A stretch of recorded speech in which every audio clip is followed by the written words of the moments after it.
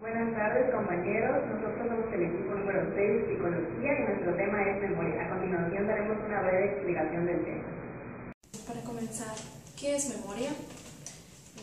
Bueno, la memoria no es más que un proceso mediante el cual codificamos, almacenamos y recuperamos información. Esto que les acabo de mencionar sobre codificar, almacenar y recuperar información, mis compañeras se encargarán de explicarlo más adelante. Bueno, la memoria es un proceso constructivo. ¿Por qué decimos que es un proceso constructivo? Bueno, dicho proceso se considera constructivo ya que conforme tratamos de recordar cualquier información, lo que nuestra memoria se encarga de realizar es de construir, ordenar o acomodar nuevamente la información. Comúnmente son cosas positivas. Bueno, a través del proceso de la memoria, nosotros podemos relacionar los procesos con el significado, las conjeturas y las expectativas que otorgamos a los sucesos representados por cada recuerdo. ¿A qué nos referimos con conjeturas? Una conjetura es una opinión. Son las opiniones que nosotros otorgamos a los acontecimientos por las señales o detalles que se tiene de él. Por ejemplo, cuando nosotros vemos a una madre con un bebé en brazos y observamos que la madre está manifestando su amor con besos, abrazos y cuidados hacia su hijo, entonces es ahí donde nosotros llegamos a pensar lo hermoso que eso nos parece, y es ahí que estamos creando una conjetura, es decir, una opinión sobre el acontecimiento. Así, cuando recordemos dicho suceso o acontecimiento, rápidamente nuestra memoria le dará el significado que ya habíamos otorgadole. Es decir, nosotros vamos a recordar que la madre estaba manifestando su amor a través de dichas acciones. La información específica se recuerda con base en esquemas o temas generales que contienen detalles. Esto de los detalles es un aspecto muy importante para poder recordar cosas. Como en el caso de la madre que les decía, los detalles fueron que estaba realizando acciones para manifestar su acción, y fueron esas las que llamaron nuestra atención para así poder recordar.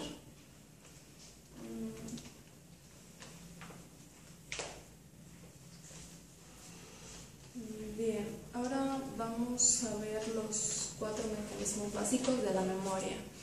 Bueno, este tema también lo voy a hablar de manera generalizada, ya que más adelante mis compañeras van a explicarlo. Bueno, si no tuviésemos memoria, a pesar de los órganos de los sentidos, no seríamos conscientes de lo que habríamos visto, oído o percibido, porque los estímulos pasan a través de nosotros sin dejar huella. Debido a la función de recepción y retención en el cerebro, conocemos ciertos estímulos que percibimos, no todo lo retenemos. Cuando nosotros vamos por una calle vemos miles de caras, oímos muchos ruidos, percibimos gran número de estímulos. Estos pasan sin dejar huella, pero retenemos la imagen en general de la calle, quizá el cuadro más interesante de una exposición o el contenido de una conversación. Esto es aquello que han llamado nuestra atención. Esto de la atención también es muy importante porque, bueno, como en el ejemplo que ya había mencionado, nosotros cuando vamos a la calle vemos muchas cosas, vemos muchos carros, muchas personas, y pues no podemos recordar cada cosa,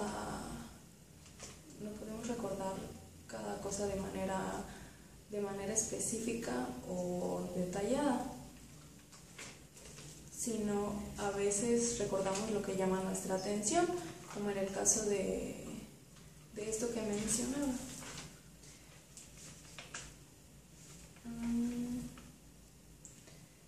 Bueno, una de las funciones básicas de la memoria es la de adquisición. Está relacionada con la atención. El material adquirido es retenido, lo que conlleva a la segunda función, que es la de retención.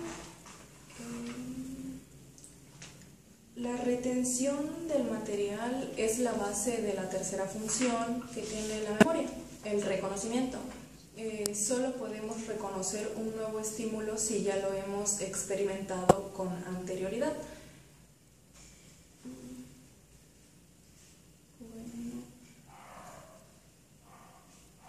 La memoria no solo consiste en un aparato que responde mecánicamente a los estímulos exteriores.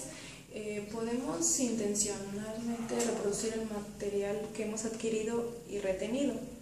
Es decir, poseemos la función de revocar el pasado. La evocación se produce mediante la función de la memoria que llamamos recuerdo o función de recordar. Entonces, de manera generalizada, existen 4 mecanismos básicos de la memoria. Son adquisición, retención, reconocimiento y recuerdo o función de recordar.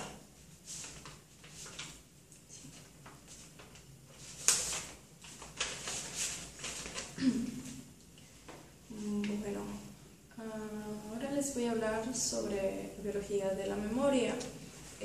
Este es un tema muy importante también porque es aquí donde vamos a ver las partes diferentes del encéfalo que se van a especializar en el almacenamiento de los recuerdos.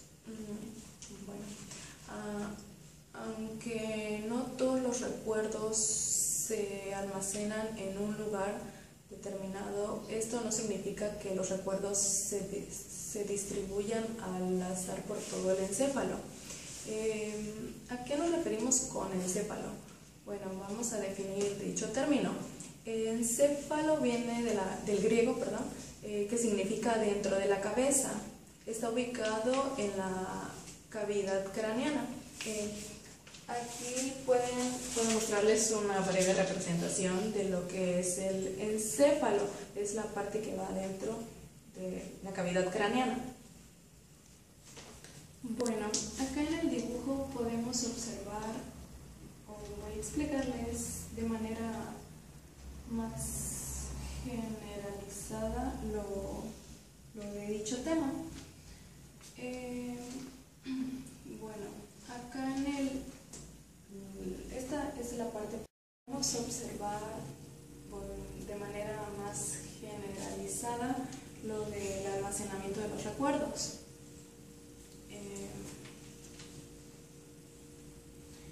Bueno, acá en el número 1 nos encontramos al lóbulo frontal. Está en la parte superior del encéfalo. El lóbulo frontal almacena recuerdos semánticos y episódicos.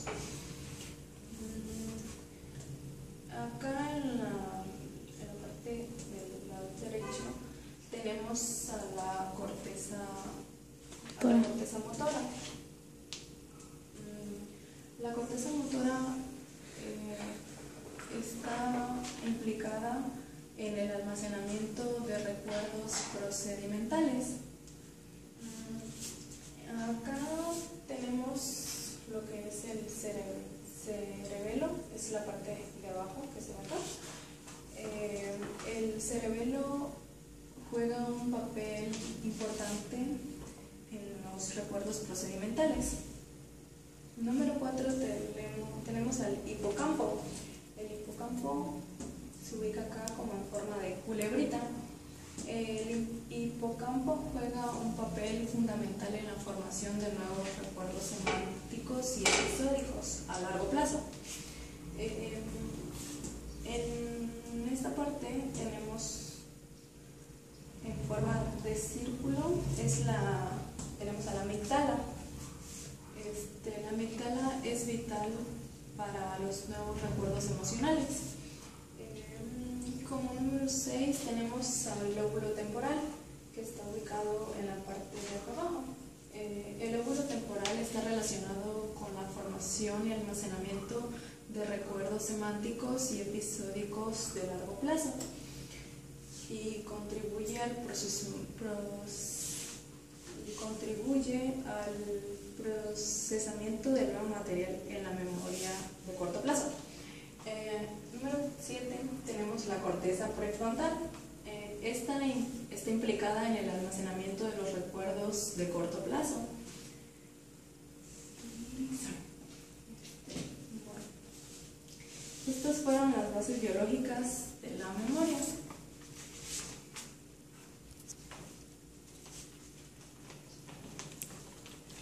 Bueno, por último les voy a hablar sobre el olvido. Bueno, ¿por qué olvidamos información? Esta es una pregunta muy importante y a continuación les explicaré una breve respuesta sobre dicha pregunta. Bueno, los primeros intentos de estudiar el olvido los realizó el psicólogo alemán Hermann Ebbinghaus, aproximadamente hace 100 años, valiéndose de sí mismo como único sujeto de estudio. Él memorizó listas de sílabas sin sentido de 3 letras, grupos de 2 consonantes con una vocal en medio carentes de significado, como F, I, W y B o Z. Midió cuánta facilidad podía volver a aprender una lista determinada de palabras después de que hubiera transcurrido distintos periodos desde el aprendizaje inicial, con lo cual logró descubrir que el olvido se producía de forma sistemática. Bueno, ¿por qué se dice que él decía que el olvido se produce de forma sistemática? Bueno, él decía esto porque para él el olvido seguía o se ajustaba a un sistema, es decir, a un conjunto de reglas relacionadas entre sí. Bueno, para responder a la pregunta ¿por qué olvidamos? Vamos a definir 4 teorías que han sido propuestas para explicar por qué olvidamos. Estas son la teoría del desuso, la teoría de la interferencia, la teoría de la dinámica y la teoría de la Gestalt. Bueno, comenzaré con la teoría del desuso. Dicha teoría es también conocida como la teoría del decaimiento. La teoría del desuso menciona que olvidamos cuando no empleamos hábitos particulares o cuando no rememoramos ciertos recuerdos periódicamente. Esto tiene que ver con la falta de uso. De ahí viene su nombre.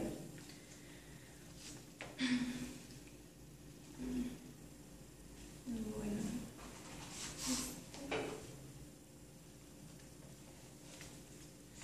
De acuerdo con dicha teoría, los recuerdos se deterioran por la acción del paso del tiempo. La mayor parte de la evidencia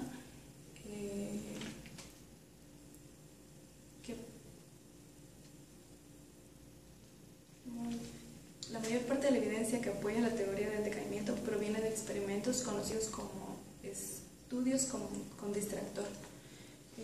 Bueno, en resumen, la teoría del desuso o decaimiento es la pérdida de información como resultado de la falta de uso. Bueno, como segunda teoría tenemos la teoría de la interferencia. La teoría de la interferencia sostiene que olvidamos porque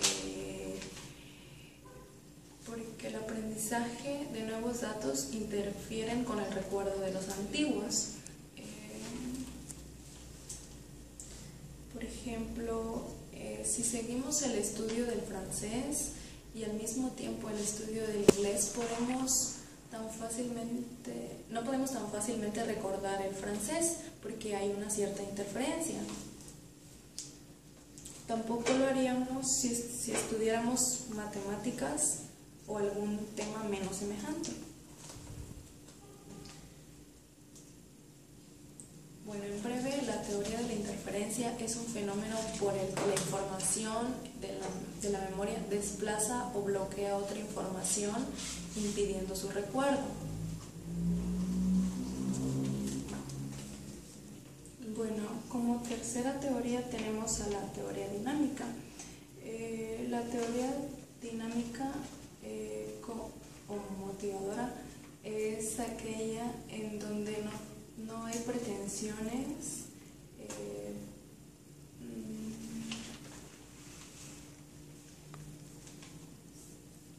de ser no tiene pretensión de ser una teoría,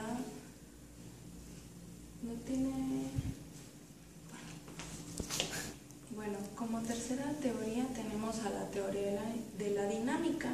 Esta no tiene ninguna pretensión de ser una teoría, sino que trata de explicar los tipos de olvido que son función de las variables motivadoras. Bueno, como cuarta y última teoría tenemos la teoría de la Gestalt. Bueno, dicha teoría ha estado particularmente interesada con el problema de la memoria a partir de la forma, y hemos visto que los principios tales como la oclusión, la sugestión y la simetría operan para determinar el modo como recordamos las formas. Yo les voy a hablar sobre los tres sistemas de memoria y los almacenes de memoria. A pesar de que los procesos de codificación y almacenamiento y recuperación de información son necesarios para que la memoria funcione de manera correcta, no describen al modo específico en que el material ingresa en la memoria. Muchos de los psicólogos que estudian la memoria sugieren que existen distintos sistemas o etapas por las que debe pasar la información si es que se ha de recordar. De acuerdo con una de las teorías más importantes y duraderas, existen tres tipos de memoria, de sistemas de almacenamiento de la memoria. Estos almacenes varían en cuanto a sus funciones y a la cantidad de tiempo que retienen la información. La memoria sensorial, les voy a dar una breve explicación sobre los almacenes de la memoria, que son la memoria sensorial, la memoria a corto plazo y la memoria a largo plazo. La memoria sensorial se refiere al almacenamiento inicial y momentáneo de información que dura solo un instante, que queda registrada por el sistema sensorial del individuo como estímulos brutos y carentes de significado. La memoria a corto plazo retiene la información durante 15 a 25 segundos. En este sistema, la información se almacena de acuerdo con un significado, en lugar de almacenarse solo con una estimulación sensorial. El tercer tipo de almacenamiento es el de la memoria a largo plazo, en el cual la información se almacena en forma relativamente permanente, aunque pueda ser difícil de recuperar. Ahora sí ya les voy a hablar sobre cada uno de los aspectos de cada uno de la memoria sensorial, memoria a corto plazo y memoria a largo plazo. La memoria sensorial, existen dos tipos ahí entran dos tipos de memoria, que es la memoria iónica y la memoria ecoica. La memoria icónica es la que refleja la información de nuestro sistema visual, y la memoria ecoica es la memoria que almacena la información que proviene de los oídos. Bueno, la memoria icónica que refleja información de nuestro sistema visual, y la memoria ecoica que almacena información veniente de los oídos, además memorias correspondientes de cada uno de los otros sentidos. De manera independiente de los subtipos individuales, en general la memoria sensorial es capaz de almacenar información solo por un breve periodo. Si no pasa la memoria a corto plazo, se pierde siempre. Por ejemplo, la memoria icónica parece durar menos de un segundo, pero si el estímulo inicial es muy brillante, la imagen puede durar un poco más. La memoria ecoica se desvanece en cuestión de 3 o 4 segundos. Si las capacidades de almacenamiento de la memoria sensorial son limitadas y la información almacenada en ella es tan fugaz, pareciera prácticamente imposible encontrar evidencia de su existencia. Nueva información reemplazaría a la información precedente en forma constante aún antes de que una persona pudiera advertir su presencia. No fue sino hasta que el psicólogo George Spiel en 1960 realizó una serie de estudios brillantes clásicos en la actualidad que se pudo comprender mejor a la memoria sensorial. Spiel expuso brevemente a varios sujetos a una serie de 12 letras ordenadas en el siguiente patrón, como lo podemos ver aquí, que organizó la F, la T, la I, la C, la K, la D, la N, la I, la W, la B y la M. Que dice que cuando se le exponía a este conjunto de letras durante una vigencia de segundo, la mayoría de las personas podía recordar con precisión solo 4 o 5 de ellas. A pesar de que sabían que habían visto más letras, el recuerdo del rostro de ellas desaparecía. Para cuando enunciaban las primeras letras, por tanto, era posible que en un principio la información se hubiera almacenado adecuadamente a la memoria sensorial, pero que durante el tiempo que llevaba verbalizar las 4 o 5 primeras letras, el recuerdo de las demás se desvanecía, o sea, ya no se acordaban. Para probar esta posibilidad, Spiel realizó un experimento en el que se escuchaba un sonido con un tono alto, uno medio o uno bajo, justo después de que una persona hubiera sido expuesta a todo el patrón de las letras. Se le pedía a las personas que enunciar las letras de la línea superior si escuchaban un sonido con tono alto, y a las de la línea intermedia al escuchar el sonido con tono medio, y la línea inferior se escuchaba tratar el tono bajo. Debido a que el sonido tenía lugar después de la exposición, la gente debía utilizar su memoria para informar sobre la línea adecuada.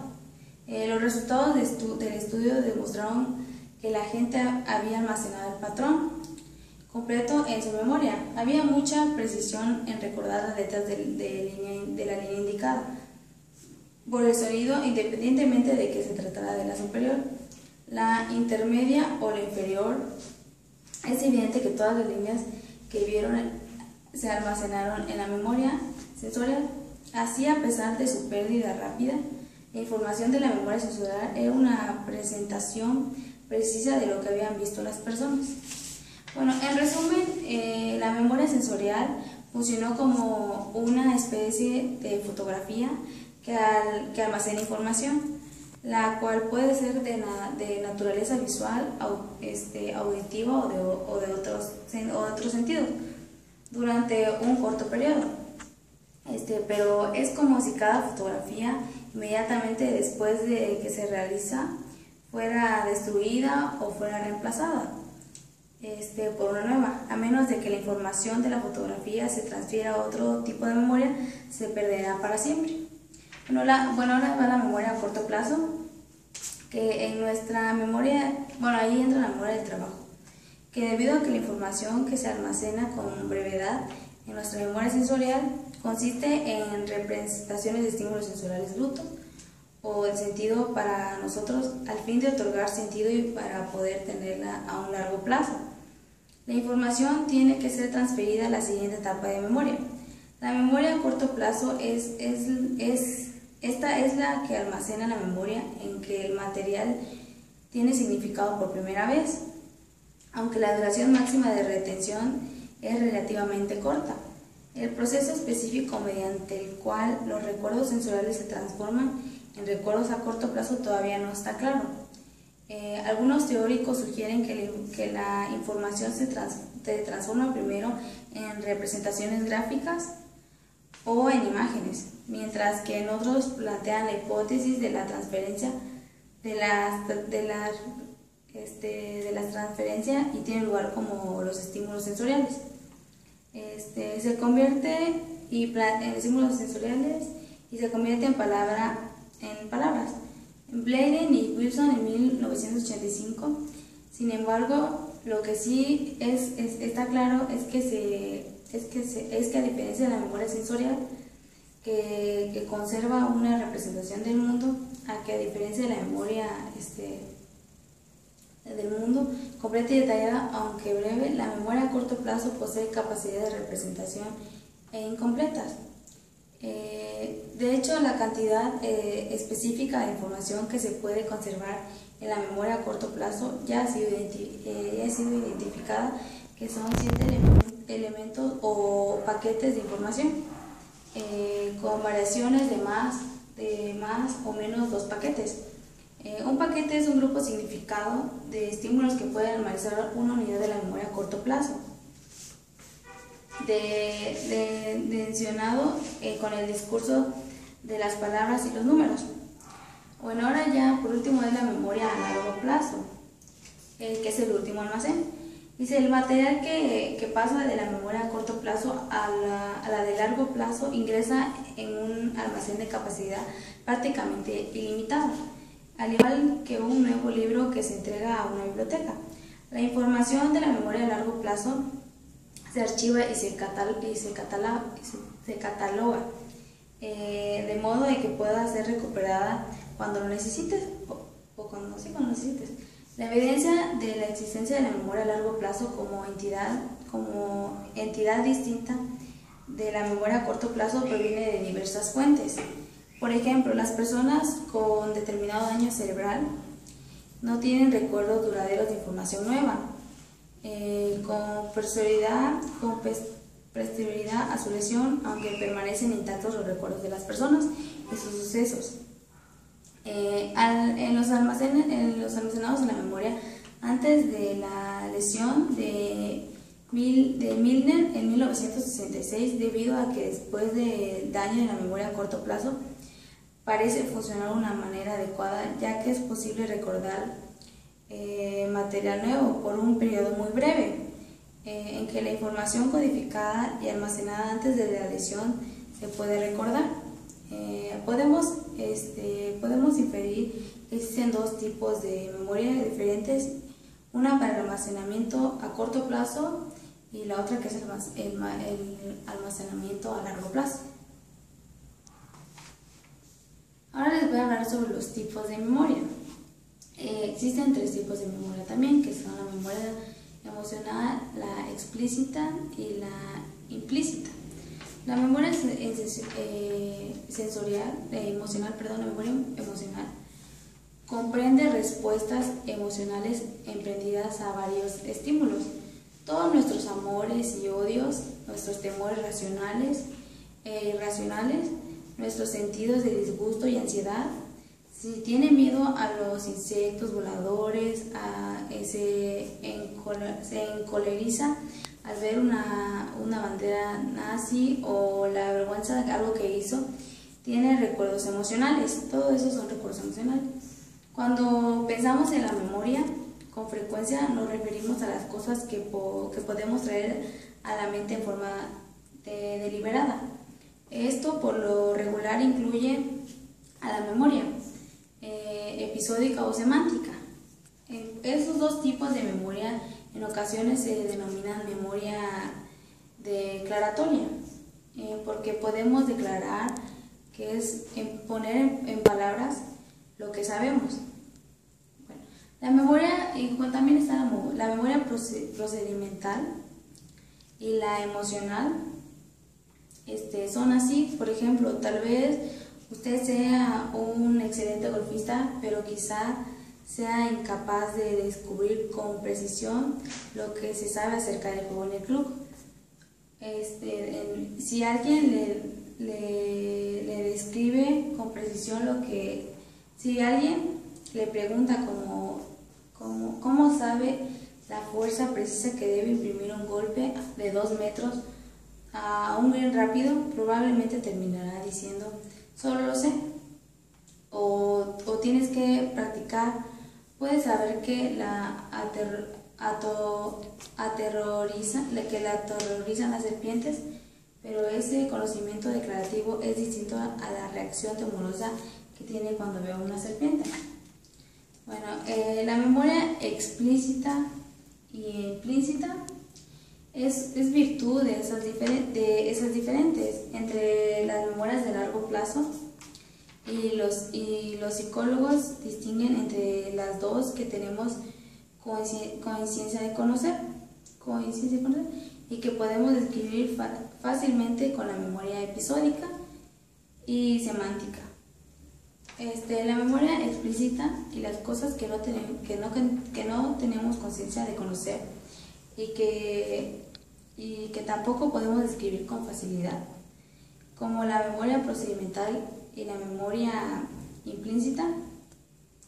El interés serio de la distinción entre la memoria explícita e implícita surgió con los resultados de experimentos realizados con personas que habían sufrido daños encefálicos, que como se pensaba les impidía formar nuevos recuerdos a largo plazo. Bueno, aquí les voy a dar un ejemplo de un caso de un joven que él se extirpó una parte del encéfalo y para controlar los graves ataques epilépticos que padecía, la cirugía redujo considerablemente la frecuencia y severidad de los ataques, pero lo dejó con un nuevo problema. Al parecer, el joven no podía formar nuevos recuerdos y podían representarle a alguien una y otra vez, y siempre era como si se acabara de conocer a la persona. Podía leer la misma revista día tras día y no recordar lo que había visto antes. Los viejos recuerdos que estaban intactos, recordaba cosas que había aprendido mucho antes de la operación, pero no podía aprender nada nuevo, o así parecía. Un día Miner le pidió al joven que dibujara una estrella mientras miraba un espejo. Esta simple tarea es sorprendentemente difícil, pero con cierta práctica la mayoría de la gente muestra un progreso constante. Sorprendidamente así lo hizo. El joven cada día dibujaba mejor la estrella, como lo haría una persona sin daño encefálico, pero no recordaba siquiera haber intentado la tarea. El desempeño del joven demostraba que todavía podía aprender una habilidad, pero no tenía memoria para haberlo hecho. Bueno, también hay lo mismo los tipos de memoria. Hay en la explícita y en la implícita. En la implícita se encuentran dos, que es la semántica y la episódica. La semántica son los recuerdos, hechos y conceptos. Un ejemplo puede ser recordar la capital de Nueva York o cualquier cosa así. Y la episódica son recuerdos de eventos experimentados personalmente. Un ejemplo, un viaje que hiciste, eso puede ser. Y en la implícita igual se encuentran dos, que es la procedimental y la emocional. La procedimental es habilidades motoras y hábitos. Un ejemplo puede ser cuando, por ejemplo, que fuiste a patinar a la pista de hielo, y ese puede ser un ejemplo también. Y la emocional son reacciones emocionales aprendidas, que puede ser cuando viste a una rata y se te hizo desagradable, eso puede ser, o algo así. Bueno, ahora les voy a hablar sobre, ya acaba el tema de los tipos de memoria. Ahora les voy a hablar sobre el fenómeno de la punta de la lengua. Todos hemos tenido la experiencia de saber una palabra y no ser capaz de recordarla, que siempre nos ha pasado. Y esto se denomina fenómeno de punta de la lengua. Por eso cuando dices lo tengo en la punta de la lengua, pero no lo puedes pero nada más no lo puedes recordar. Y no ser capaz de recordarlos. Esto se denomina el fenómeno de la punta de la lengua, que por Brown y McNeil en 1966, aunque todos experimentamos el fenómeno de la punta de la lengua, esas experiencias se hacen más frecuentes en situaciones estresantes. Y a medida que la gente envejece,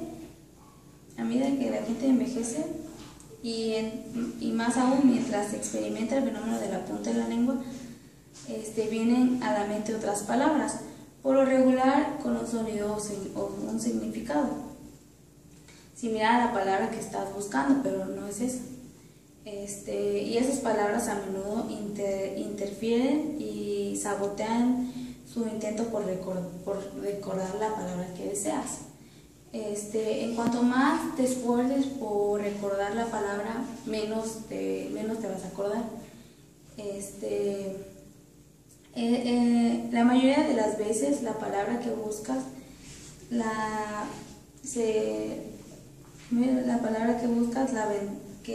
le vendrá a la cabeza minutos o incluso horas después que dejó de buscarla. Ya después de que la buscas, la palabra viene a ti, y siempre nos pasa a todos, pero es un consciente que pasa. La máquina de memorizar. Bueno, en la máquina de memorizar están las 4 funciones básicas de la memoria, que son adquisición, retención, reconocimiento y recuerdo.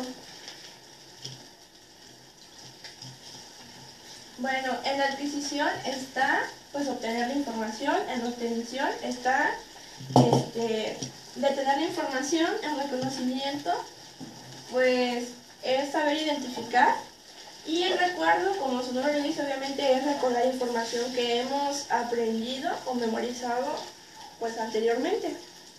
Y bueno, también vamos a comprobar la teoría de Freud sobre la imaginación eidética, y se trata sobre que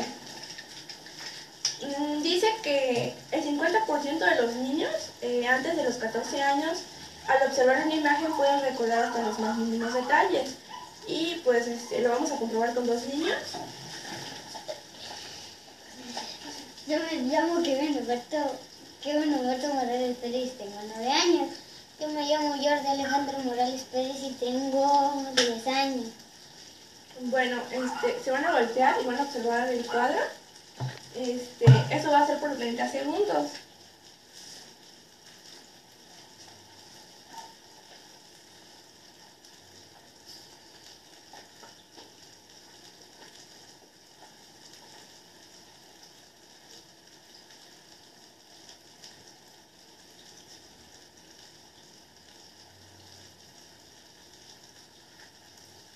Bueno, ahora se van a voltear y les voy a hacer unas preguntas de acuerdo al cuadro. En la casa del fondo,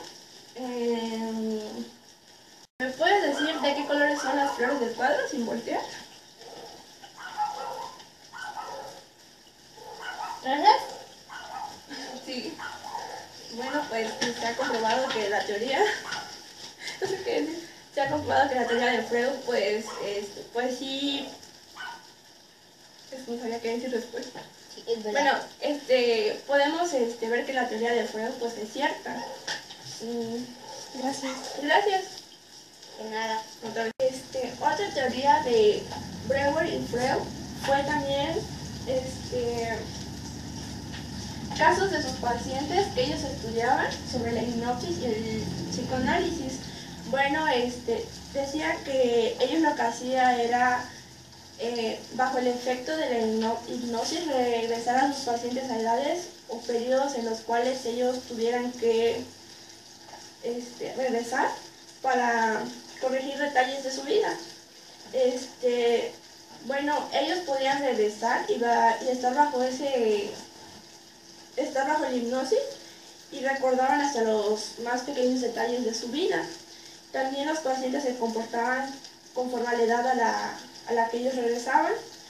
Y bueno, y el psicoanálisis, a ellos les... Bueno, y el psicoanálisis, bueno, pues eso se trata de que una persona recuerde su vida anterior para poder corregir enfermedades o traumas que ellos tengan. Bueno, el acervo némico se trata sobre las repeticiones del mismo estímulo hasta memorizarse cada estímulo en combinación con la memorización, bueno, con memorizarse la información.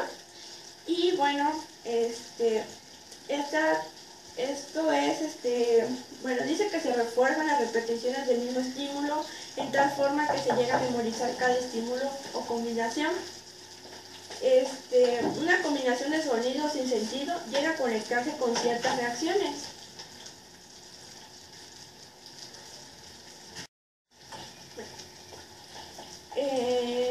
El acervo némico, bueno, pues son repeticiones del mismo estímulo hasta memorizarse cada estímulo o combinación. Bueno, nosotros cuando memorizamos cosas, bueno, en lo particular, tengo que repetirla varias veces, pero aparte de que memorizamos eso, cuando sonidos se combinan, también nuestro cerebro capta información. Pues esa información que se llama, es un acervo némico, que es información que recibimos sin darnos cuenta. También en las funciones de la memoria, nos dice que en la memoria pueden haber trastornos a lo largo de la vida. Cuando una persona ya es mayor, puede llegar a... Cuando una persona es mayor, pues puede llegar a la llamada demencia senil o la amnesia.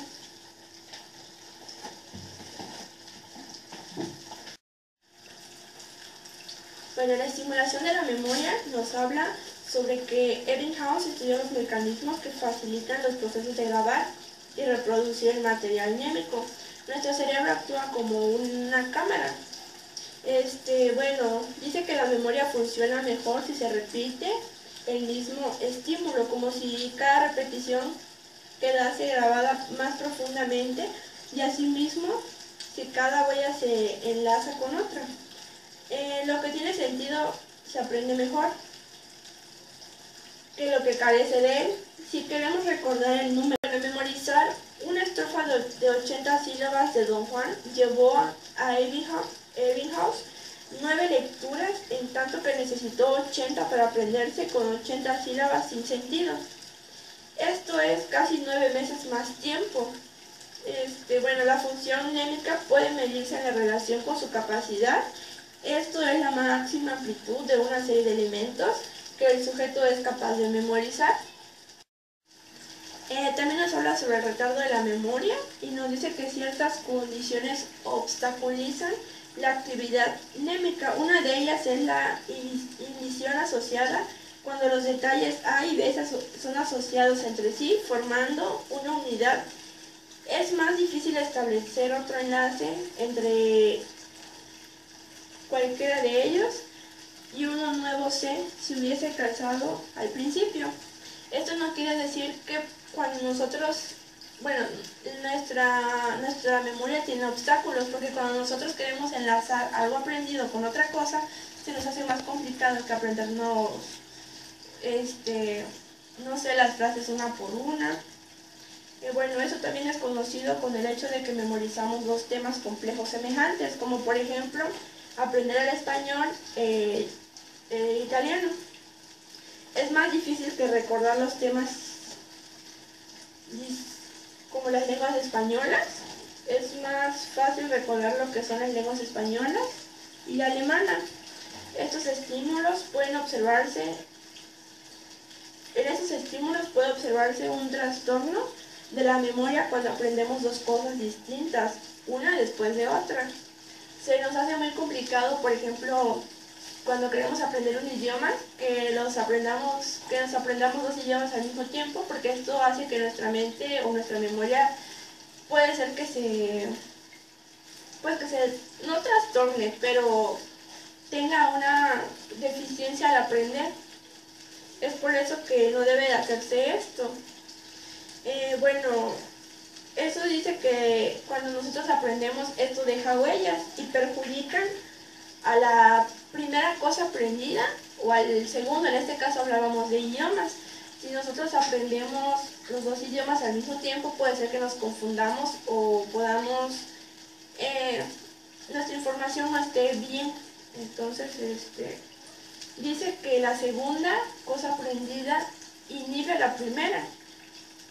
A este proceso se le llama inhibición retroactiva y aparece como una especie de actividad interpolada, y se pidió a varios individuos que tratasen de recordar el primer problema para estudiar esta cuestión.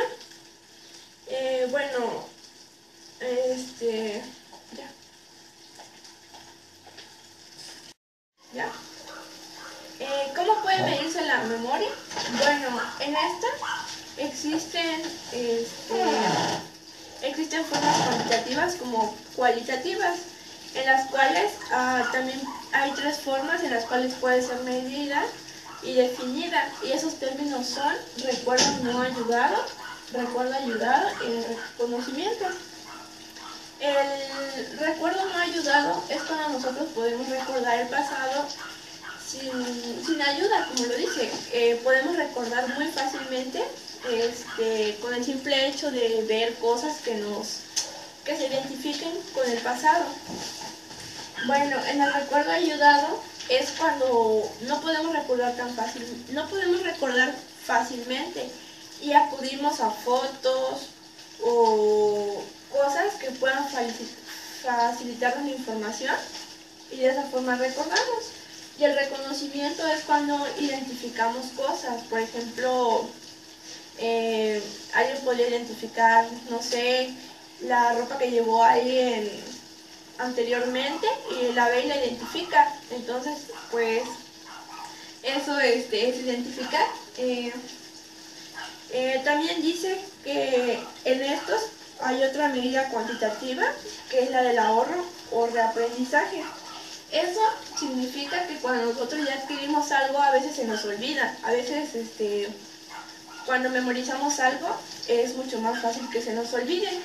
Eso hace que voy a poner un ejemplo. Cuando nosotros estudiamos algún tema, por ejemplo, nos memorizamos algo para un examen, pero en el futuro no vamos a poder recordarlo de la misma manera, a menos que lo estudies de nuevo, y eso hará que se te facilite recordarlo, pero no es un aprendizaje y tampoco está en tu memoria.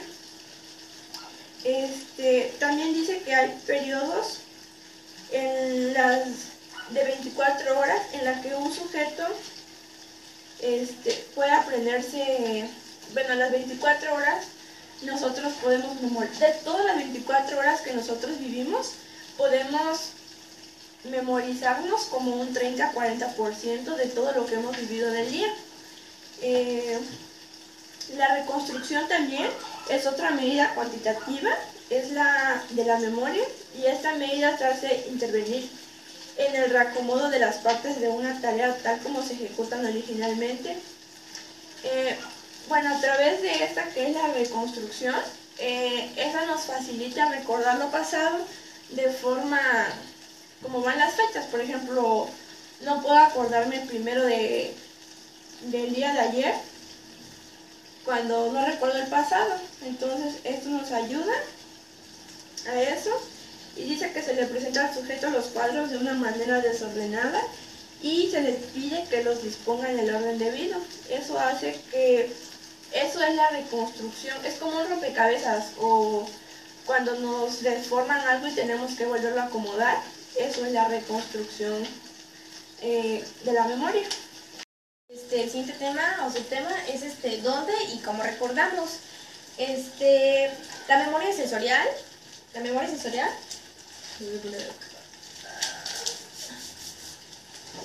La memoria sensorial es el primer tipo de memoria que utilizamos para recordar, pero sin embargo, esta memoria pasa menos tiempo en nuestros bancos de memoria. La memoria sensorial trabaja cuando vemos, oímos o incluso cuando sentimos a cosas externas que nos pasan y todo eso. La sensación se almacena rápidamente en los registros sensoriales del cerebro. A este punto la memoria es una imagen exacta de lo que ocurrió. Entonces no se ha procesado ni modificado pues de ninguna manera. Aquí el cerebro decide si es suficientemente importante como para almacenarla o si no, si sí. Y si es importante, si no es importante, si no es suficientemente importante como para enviar a los bancos de memoria, entonces la memoria o el hecho que haya pasado se reemplaza con nuevos estímulos y es olvidada. Pero si es importante, entonces pasa a las siguientes zonas de la memoria en el cerebro. La mayor parte de la memoria siempre es la mayor parte de la memoria sensorial solo permanece con los registros por algunos segundos. Investigadores anteriores demostraban que el lóbulo temporal medio que se encuentra en esta parte de lo que es el cerebro, este es el cerebro, este es el hemisferio izquierdo, el cual el lóbulo temporal medio se encuentra por esta parte. El lóbulo temporal medio desempeña un papel importante en lo que es la memoria. Pero en sí funciona más en la que es la memoria declarativa, es decir, la memoria que es de hechos y o sucesos, y que los daños en esta pequeña área tiene daños ya un poco fuertes en lo que es en la memoria. Más específicamente, la memoria declarativa se encuentra alterada en los pacientes que sufren como Alzheimer, trastornos, pero como Alzheimer. Sin embargo, pocos saben como las estructuras individuales que tiene dentro del lóbulo temporal medio, o en sus siglas, que es MTL. Sobre esto recuerdan una información sobre que un desarrollo a un suceso específico, por ejemplo, el orden del brindis, el orden de la misa o una boda. Para averiguarlo, hay una persona que se llama Yuji Naya y sus colegas desarrollaron un experimento en un grupo de animales que se presentó una secuencia de objetos visuales y los sujetos tenían que recuperar la misma secuencia tras un tiempo determinado. Con el fin de realizar esta tarea correctamente, los animales necesitaban recordar tanto elementos individuales visuales que utilizaban lo que era el qué, como el orden temporal que era el cuándo. Durante el experimento, los investigadores monitorearon la actividad de las células individuales del MTL. Los resultados demostraron que las áreas principales del MTL o del lóbulo temporal medio estaban involucrados con el qué y el cuándo. En el hipocampo que se encuentra sobre esta área, y la corteza perirriniana. El hipocampo y la corteza perirriniana. El hipocampo es conocido por tener un papel importante en lo que es en una variedad de tareas de memoria. Proporciona una señal de sincronización entre los elementos claves, proporcionándoles múltiples factores de tiempo estimado desde el último evento, así como el tiempo estimado hasta el próximo. La corteza perirriniana integra la información sobre lo que es el qué y el cuándo, es decir, lo que ocurrió primero y la secuencia que ha tenido y el orden de los factores. Es un nuevo hallazgo que se ha tenido de Yuji Naya. Aporta una comprensión un poquito más profunda sobre los patrones de actividad cerebral, lo que nos permite recordar tanto elementos claves que marcan nuestra vida, elementos como una boda o la boda de un hermano, nuestros 15 años, lo que es las niñas, o nuestras graduaciones, como el orden específico que también ocurrieron y concluyen los científicos. Hay otra parte en la cual se señala que el cerebro y los sueños. Ponle pausa. Bueno, también tenemos lo que son los trastornos de lo que es la memoria. Los trastornos de la memoria tienen una gran importancia y sobre todo clínica. Es uno de los indicadores de los daños más sensibles de difusión o daño cerebral. Existen muchos trastornos de lo que es la memoria. Por mencionar algunos, tenemos lo que es la amnesia. Es amnesia. Existen varios tipos de amnesia, pero acá yo lo voy a generalizar.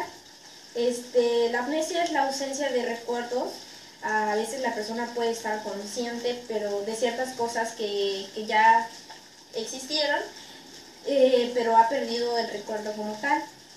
Se considera amnesia parcial cuando la perturbación es alguna a campos de la memoria. Es amnesia total cuando la alteración provoca dificultad para evocar cualquier tipo de recuerdos en la vida de lo que es la persona, el paciente. La amnesia se puede clasificar en dos tipos: la etiológica y lo que es la cronológica.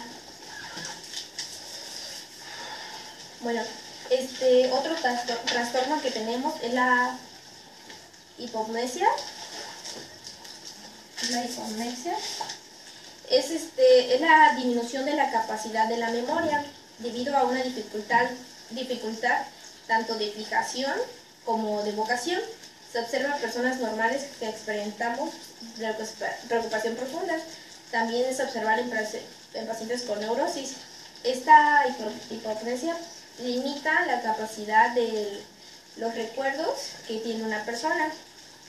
Y el siguiente es la hipermnesia. La hipermnesia es el aumento o hiperactividad de la memoria. Se puede observar con pacientes que sufren de los nervios, que son así muy nerviosos. La siguiente es la dismnesia. Bueno, la dismnesia es la disminución de lo que es la memoria. Esta es una gran dificultad que se tiene para recordar algunos eventos que evocan en forma de alguna forma confusa. Es decir, que si cuesta llegar a recordarla, y cuando llegamos a recordarla confundimos los hechos. A veces ya no sabemos como que si pasó eso o pasó antes o pasó después. Realmente confundimos todos los aspectos. El siguiente es la fabulación.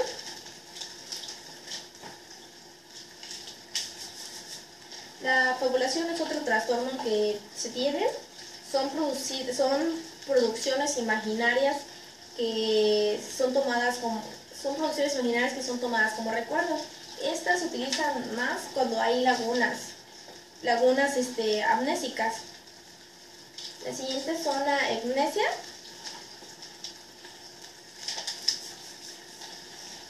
Bueno, la hipognesia es un trastorno que previamente recibe porciones de su pasado como si estuvieran ocurriendo en el presente.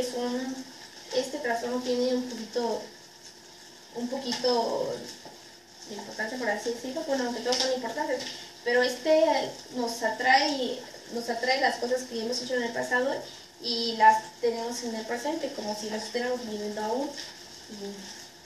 Bueno, la siguiente es la paramnesia.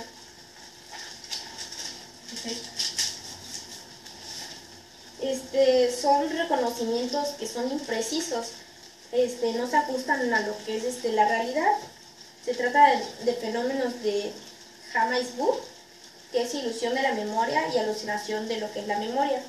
El James-Burg también se puede decir, o está como el déjà vu, que es la impresión que se repite a una vivencia en la misma forma en que ocurrió en el pasado. Este fenómeno puede ser experimentado por la gente normal, no necesariamente personas ya enfermas, sino que puede presentar, en este caso, cualquier tipo de persona, y por personas con padecimientos neuróticos o esquizofrénicos. Pero en sí no hay así que diga bien, pero pues las personas neuróticas o que sufren esquizofrenia, pues también tienen un mayor número de probabilidades que lo puedan sufrir.